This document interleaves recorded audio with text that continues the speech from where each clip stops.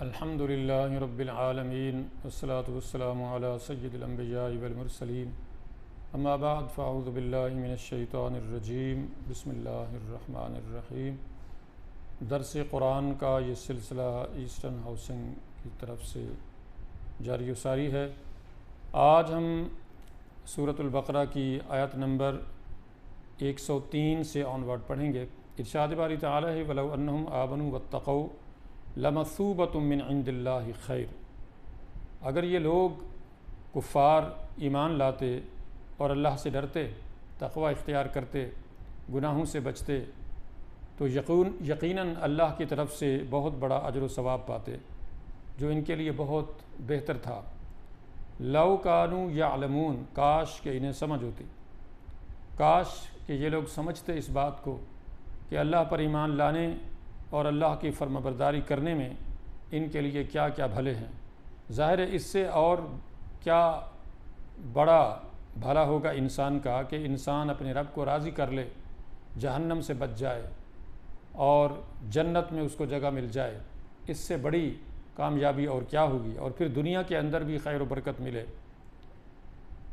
फिर आगे फरमाया या अय्युहल्लज़ीना आमनू ला तक़ूलू राइना वक़ूलु ज़ुरना वस्मऊ वलिल काफिरीन अज़ाबुन अलीम। ईमान वालो, मत कहा करो राइना, बल्कि तुम कहा करो उन्ज़ुरना, कि हमारी तरफ देखिए। वस्मऊ, और गौर व फ़िक्र से सुना करो बात को, अल्लाह के रसूल के फरमान को। वलिल काफिरीन अज़ाबुन अलीम, और काफिरों के लिए दर्दनाक अज़ाब है। कुफ़ार ख़ुसूसन यहूद हमेशा से, जैसे आज हम देखते हैं कि किस तरह से वो एक नमक के बराबर हैं दुनिया में, उनकी तादाद है मतलब इंसानों में, लेकिन उनकी रेशा दबानियाँ, उनकी हरकतें और इस्लाम के लिए उनकी दुश्मनी और उनका इस्लाम के ख़िलाफ़ जो हरकतें हैं वो किस कदर हैं हम सबको पता है, पूरी दुनिया को पता है। लेकिन ये आज की बात नहीं है, ये शुरू से ही इस तरह से ये हक़ के ख़िलाफ़ रहे हैं। नबी करीम सल्लल्लाहु अलैहि वसल्लम के ज़माने में भी इनका रवैया इससे भी बदतर था। चुनांचे वो कभी कहते थे अस्सलाम वालेकुम, यानी तुम्हें मौत आए, कभी राईना को राईना, और इस तरह के अल्फाज यानी ज़ूमाना किस्म के बोलते थे। कि मुसलमान तो ये कहते थे राईना, यानी रसूल करीम सल्लल्लाहु अलैहि वसल्लम जब ख़िताब फरमा रहे होते थे और मुसलमान चाहते थे कि जो बात उन्हें कुछ समझ नहीं आई वो अच्छे तरीके से दोबारा सुन लें, तो वह राइना कह देते थे कि या रसूलल्लाह हमारी रियायत फरमाइए, यानी हमें दोबारा से ये बात समझा दीजिए। लेकिन जो यहूदी होते थे वो इसको इस्तेज़ान मजाकन और नबी करीम सल्लल्लाहु अलैहि वसल्लम की शान में गुस्ताखी करते हुए वो उसको दूसरे माने में इस्तेमाल करते थे, राईना हमारे चरवाहे। इस तरह से वो हमेशा से इस्लाम के ख़िलाफ़, पैगंबर इस्लाम के ख़िलाफ़, मुसलमानों के ख़िलाफ़ जो उनकी हरकतें हैं वो ये चली आ रही हैं दुश्मनी के तौर पे, और जितना भी उनसे मुमकिन हो सका है शुरू दिन से ही वो इस्लाम के ख़िलाफ़ अपनी हरकतें करते चले आ रहे हैं।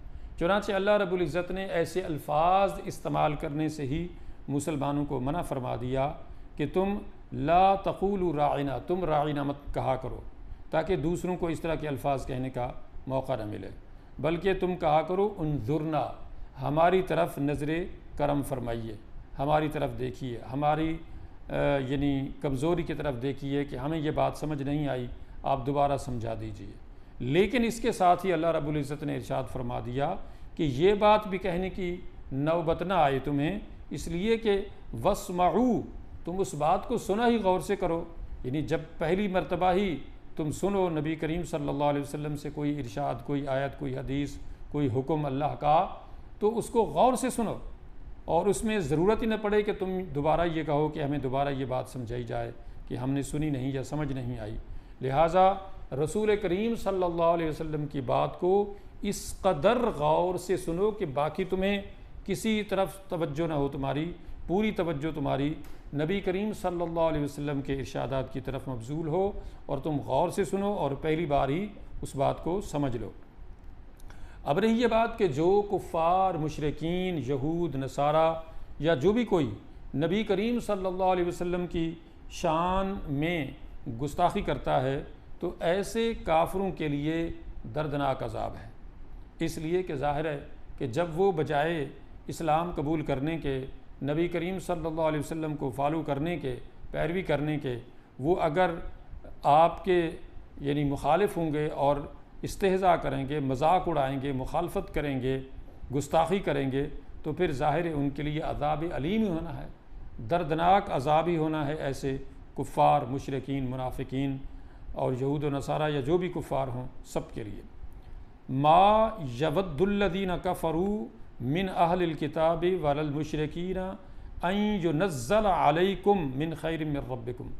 अच्छा, अब ये बताया जा रहा है कि क्यों कुफ़ार ख़ुसूसन यहूद और नसारा जो हैं, ख़ुसूसन यहूद, ये क्यों ऐसा चाहते हैं कि तुम भी इनकी तरह से काफिर हो जाओ जैसे ये काफिर हो गए हैं, और तुम्हारे ऊपर कोई अल्लाह का पैगाम ना आए, तुम्हें कोई चीज़ समझ ना आए अल्लाह की और उसके रसूल की, और तुम भी इनकी तरह से मुशरिक और काफिर बन जाओ और अल्लाह के नाफरमान बंदे बन जाओ। तो ये ऐसा क्यों चाहते हैं? उसकी वजह यही है कि जब इन्होंने ख़ुद, और अमूमन ये दुनिया में हमने देखा कि जो एक बुरा इंसान होता है वो अच्छे को इसलिए पसंद नहीं करता कि वो भी उस जैसा हो तो उसको पसंद आएगा, अगर वो अच्छा हो तो उसको कभी भी अच्छा नहीं लगेगा। यही हाल कुफ़ार, मुशरिकीन, यहूद व नसारा और तमाम मुनाफिकीन और उन नाफरमान हर धर्म लोगों का है, जो नेक मुसलमानों को अल्लाह की फर्माबरदारी करते हुए देखते हैं तो उनको ज़रा नहीं अच्छा लगता कि ये क्यों अच्छे रास्ते पर, सीधे रास्ते पर, जन्नत के रास्ते पर जा रहे हैं।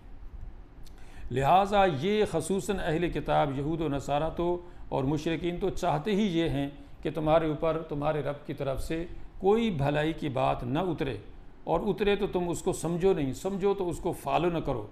चुनांचे आज हमारा बिल्कुल यही हशर है कि हम में कितने लोग हैं जो इस्लाम को समझते हैं, और समझते हैं तो कितने हैं जो फॉलो करते हैं।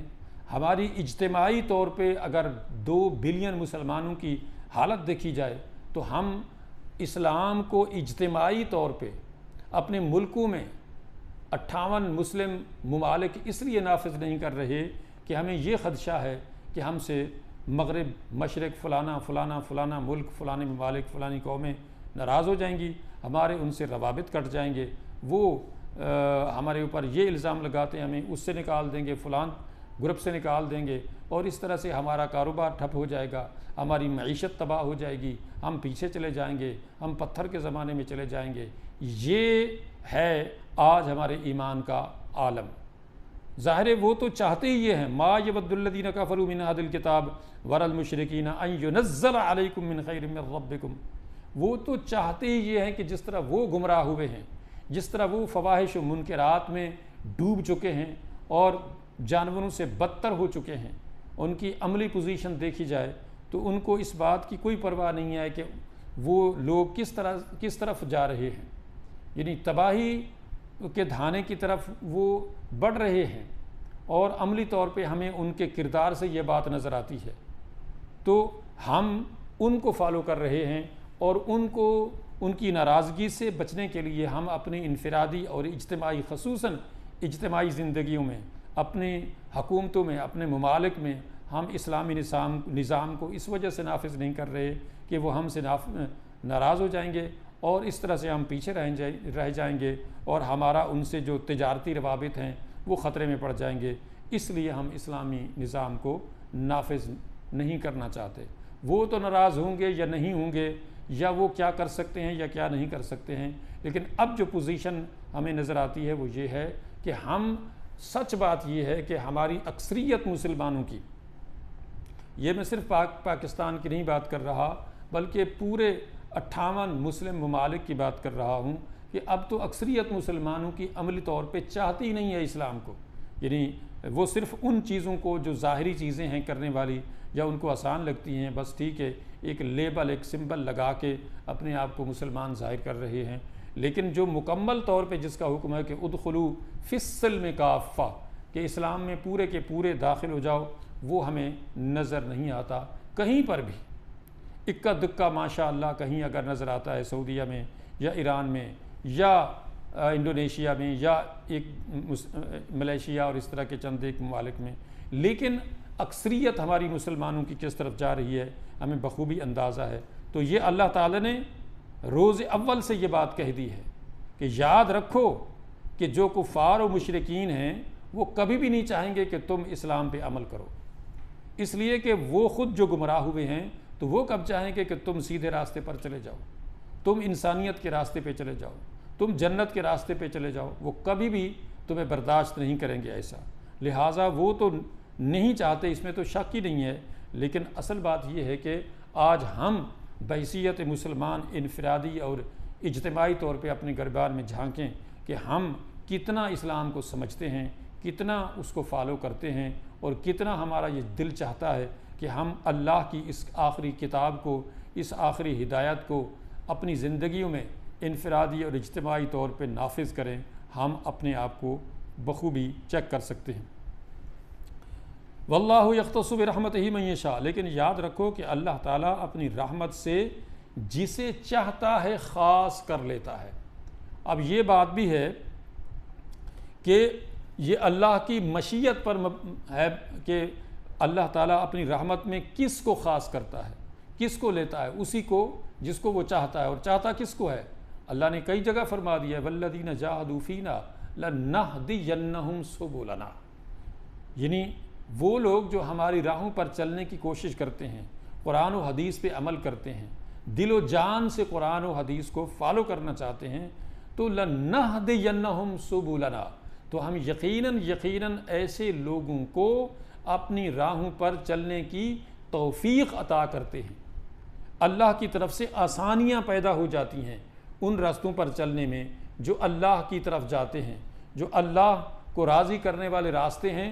उन रास्तों पर चलने में हमारे लिए आसानी हो जाती है जब हम दिलो जान से ये चाहते हैं कि हम अल्लाह के फरमानात के मुताबिक चलें, तो फिर अल्लाह की तरफ से हमें ये तौफीक मिलती है।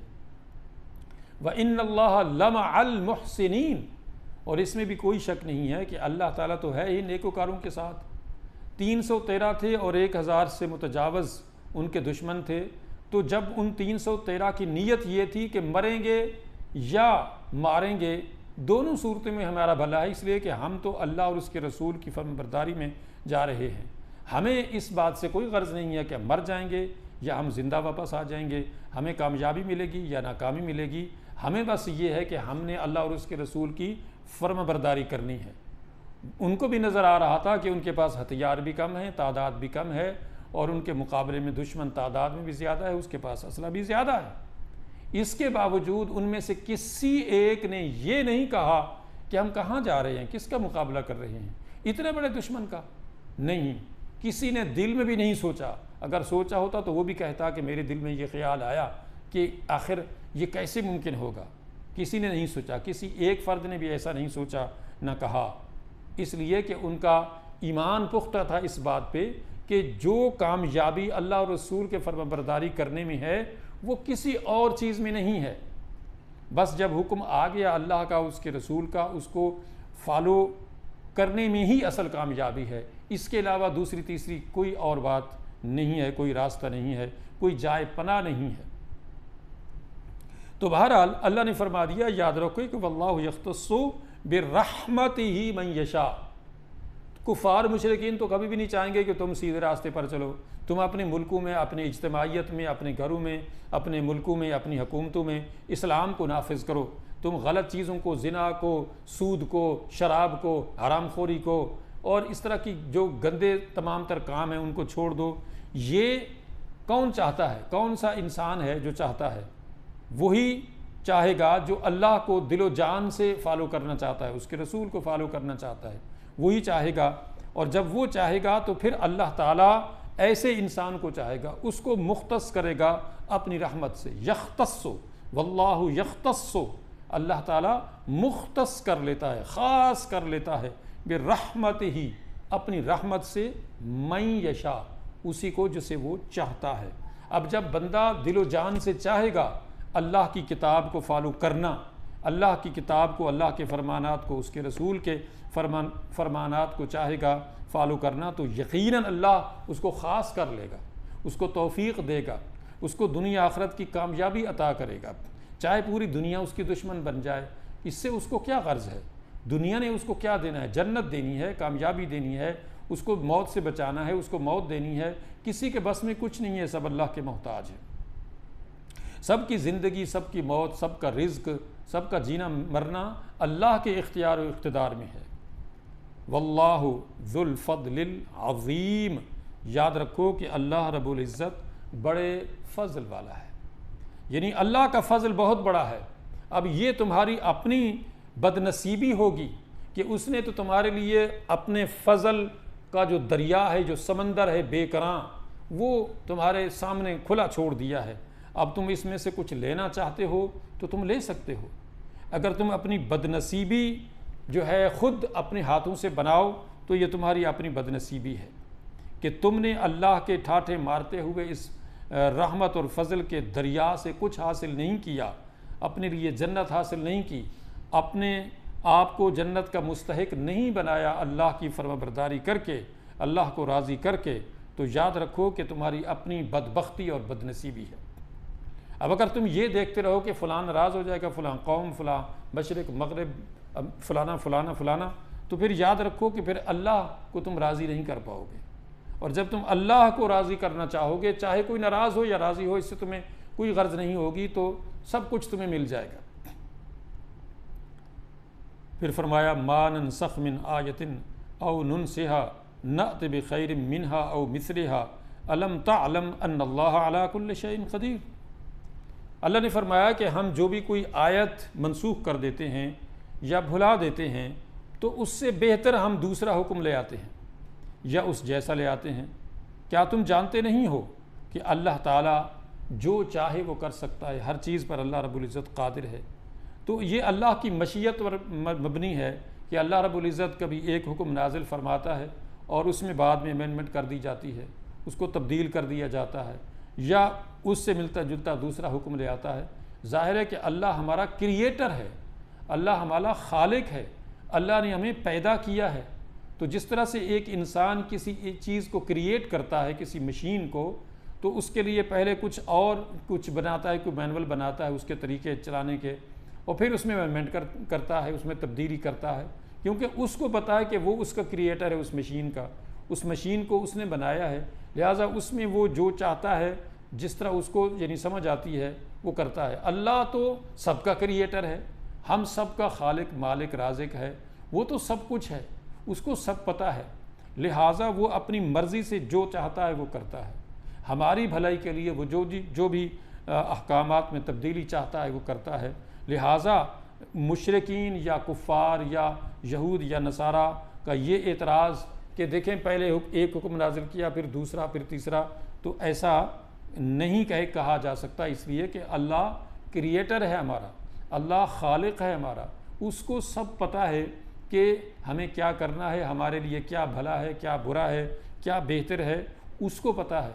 लिहाजा वो जो अहकामात पहले नाजिल करता है उसमें बाद में तब्दीलियाँ करता है, ये उसकी मर्ज़ी है। तो ये वो जो चाहे कर सकता है, इसलिए कि वो अला कुल्लि शैइन क़दीर है, हर चीज़ पर कादिर है, जैसा चाहे वो कर सकता है। अलम तअलम अन्नल्लाह लहू मुल्कुस समावाति वल अर्द। क्या तुम जानते नहीं हो कि अल्लाह ही की सल्तनत है आसमानों और ज़मीन में। ये जो कायनात है इसके अंदर हम देखते नहीं हैं, सर्दी गर्मी बारिश धूप छाँव, ये जो सिलसिला है ये उसका है। आज हम आबाद हैं, हम कुछ सालों बाद नहीं होंगे, दूसरे लोग आ जाएंगे। हम आज हैं, हमसे पहले कुछ और लोग थे, हम नहीं थे।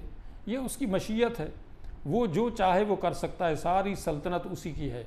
आसमानों ज़मीनों पूरी कायनात में तमाम तर गैलेक्सीज़, तमाम तर तख्लीक़ात उसके हुक्म से चलती हैं और उसका हुक्म नाफिज़ है हर चीज़ में, कोई उसमें तब्दीली नहीं कर सकता।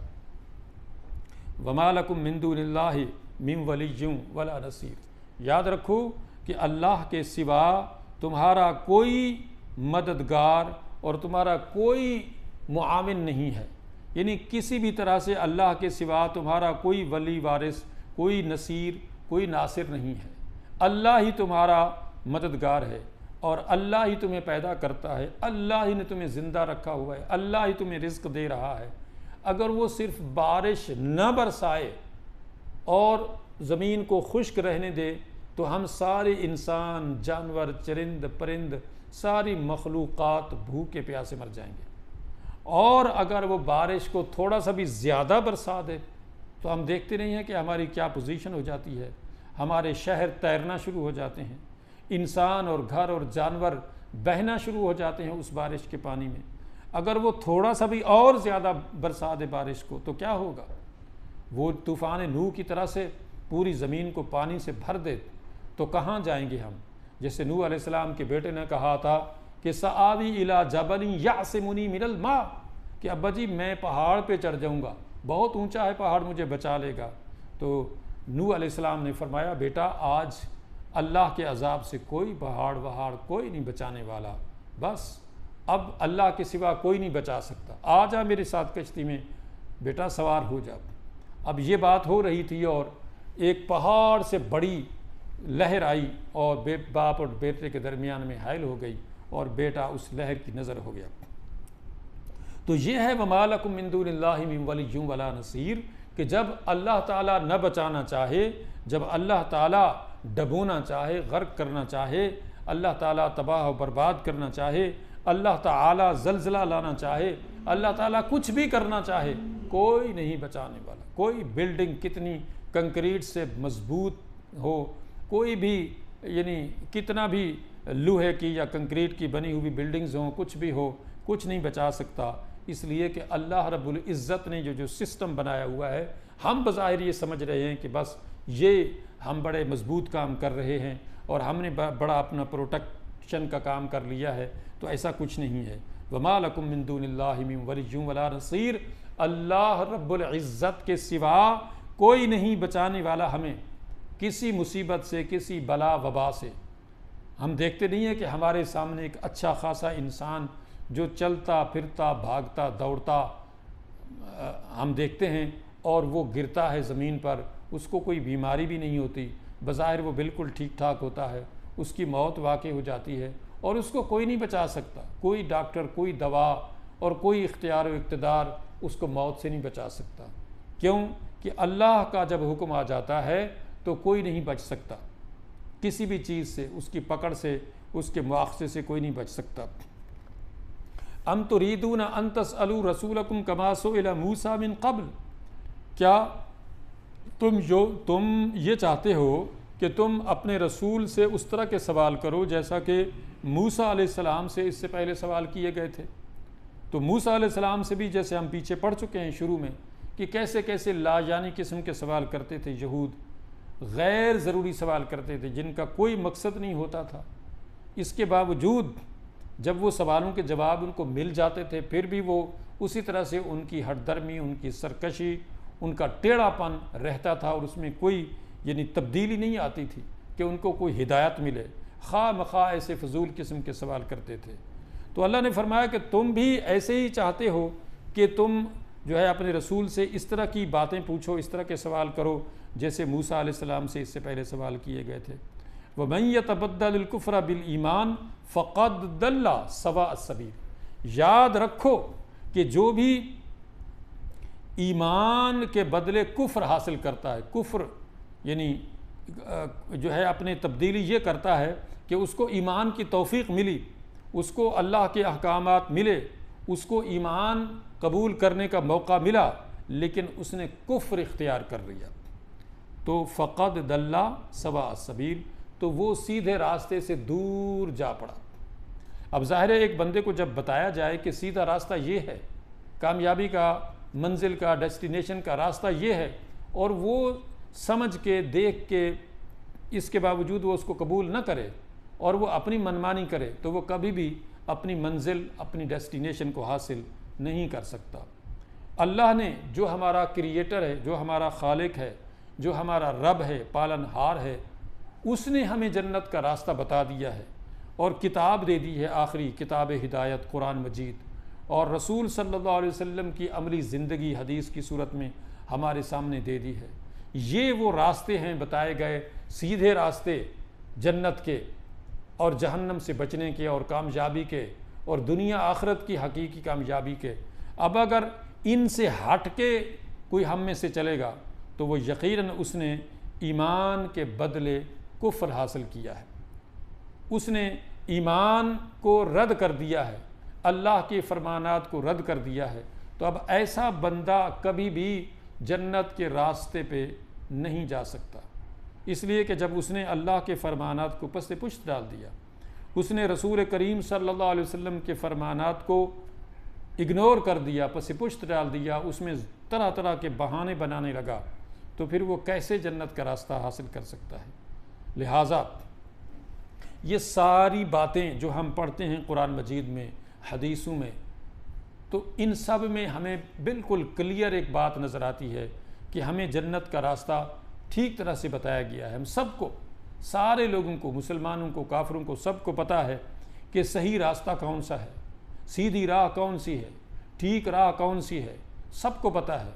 लेकिन इसके बावजूद अगर कोई उस सीधी राह को समझ लेने के बावजूद भी इख्तियार नहीं करता, अब अगर वो ईसाई है, यहूदी है, कोई भी काफिर है, मुनाफिक है, मुशरिक है, मुसलमान है, वो दावा करे या इनकार करे, दोनों सूरतों में वो उसको कबूल नहीं करता, उस रास्ते पे नहीं चलता, तो वो कैसे जन्नत में पहुंचेगा।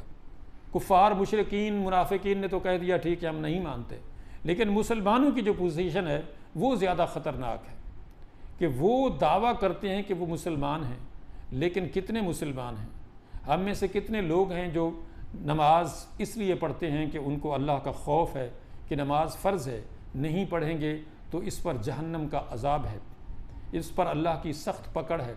कितने लोग नमाज़ पढ़ते हैं, बखूबी जानते हैं इस बात को। इसी तरह से बाकी हमारे आमाल का हाल है।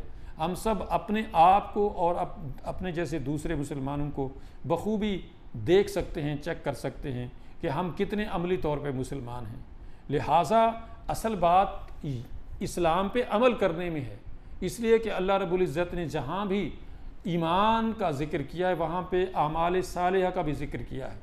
आमनू व आमिलुस सालिहात, वो लोग जो ईमान लाए, जो मुसलमान हुए, जिन्होंने इस्लाम को, अल्लाह के फरमानात को कबूल किया, और आमिलुस सालिहात, और उन्होंने अच्छे काम भी किए, यानी जो बातें कबूल की हैं कि वो सारे अल्लाह के अहकामात को, फरमानात को फ़ॉलो करेंगे, अब वो फ़ॉलो भी उन्होंने किया, तो लहुम जन्नातुन तजरी मिन तहतिहल अनहार, उनके लिए वो जन्नतें बनाई गई हैं जिनके नीचे नहरें जारी हैं। यानी वो मुसलमान जिन्होंने प्रैक्टिकली इस्लाम को फॉलो किया, उनके लिए जन्नत है, वो जन्नत में जाएंगे।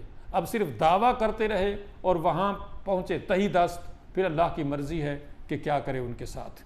तो अल्लाह रब्बुल इज़्ज़त से हमारी ये दुआ है और हमारा ये जज्बा होना चाहिए कि हम इस कुरान को फॉलो करें, और अल्लाह रब्बुल इज़्ज़त हमें इस बात की तौफ़ीक़ दे कि हम अल्लाह की इस आखिरी किताब हिदायत को पढ़ें, समझें, अमल करें और दूसरों तक पहुँचाएँ, क्योंकि यही किताब हिदायत आखिरी किताब हिदायत है जो जन्नत ले जाने वाली है, जो हमारी असली डेस्टिनेशन तक हमें पहुँचाने वाली है, असल कामयाबी की मंजिल तक पहुँचाने की गारंटी है इसके अंदर। इसके सिवा और कोई राह हिदायत नहीं है। अल्लाह रब्बुल इज़्ज़त हमारी, हमारे वालिदैन और सारे मुसलमानों की बख्शिश फरमाए, ख़ुसूसन जो हमारे आबा व अजदाद, वालिदैन, रिश्तेदार, अकारुब, बहन भाई, यार दोस्त इस जहान फ़ानी से चले गए। अल्लाह रब्बुल इज़्ज़त उनकी हम सब की बख्शिश फरमाए, उन पर अपना ख़ुसूसी करम और फ़ज़ल फरमाए। अल्लाह रब्बुल इज़्ज़त उनको, हम सब को जन्नतुल फ़िरदौस में आला मकाम अता फ़रमाए, और अपने प्यारे रसूल सल्लल्लाहु अलैहि वसल्लम और इस मुक़द्दस कुरान किताब की शफ़ाअत से बहरामंद फरमाए। व आखिरु दावाना अनिल हम्दुलिल्लाहि रब्बिल आलमीन।